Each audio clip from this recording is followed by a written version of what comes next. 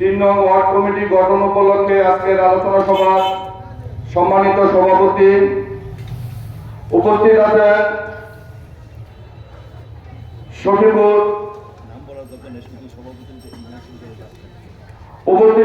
সখীপুর থানা এবং দিনখালী union BNP সহ সকল অঙ্গ সংগঠনের সকল নেতৃবৃন্দ এবং উপস্থিত নেতা কর্মী ও মুরব্বিয়ানগণ, সকলে আমার সালাম গ্রহণ করুন। আসসালামু আলাইকুম। আজকে আমরা এখানে এমন একটা সমাবেশে উপস্থিত হয়েছি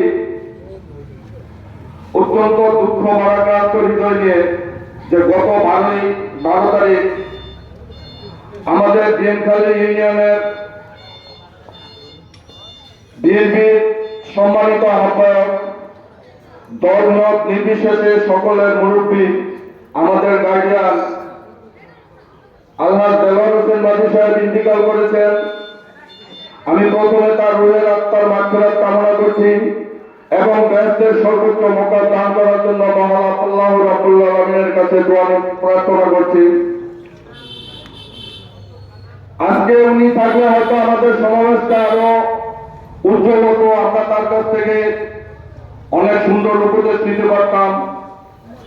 আজকে আমাদের দুর্ভাগ্য তিনি আমাদের মাঝে নেই। দুনিয়াতে জন্মের পর থেকে মৃত্যু নিশ্চিত। এই মৃত্যুটা জেনে আমাদের পথে চলা, একজন যাবে আরেকজন আসবে, এটা দুনিয়ার স্বাভাবিক নিয়ম। আজকে তার শূন্যতা পূরণের জন্য হয়তো নতুন কেউ আসবে, আমাদের সামনে এগিয়ে যেতে হবে।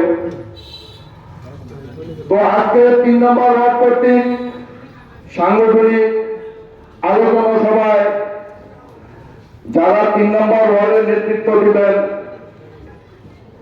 তাদের উদ্দেশ্যে শুধু আমার একটাই কথা থাকবে, যে আপনারা সংগঠন করতে আসছেন। সংগঠন মানে সংগঠিত হওয়া, একের অধিক লোকের সমাবেশ ঘটানো, কোনো কাজে একের অধিক লোক নিয়ে এগিয়ে যাওয়া, সহপরামর্শ করা, সবকিছু। তো আপনারা এখানে যারা সংগঠন করবেন এবং যে নেতৃত্ব দিবেন, তাদের কাছে আমার আহ্বান থাকবে, আগামী জাতীয় সংসদ নির্বাচন খুব নিকটে। আপনারা এমন ভাবে সংগঠিত হবেন, কেউ কারোর সাথে বিরোধ রাখবেন না, কেউ কারোর সাথে ঝগড়া করবেন না। আপনারা সংগঠিত হয়ে কোনো দরবারে জোর প্রয়োগ করবেন না, কারো জমি দখল করবেন না, কিংবা কোনো অরাজনৈতিক কাজ, অসামাজিক কাজে লিপ্ত হবেন না।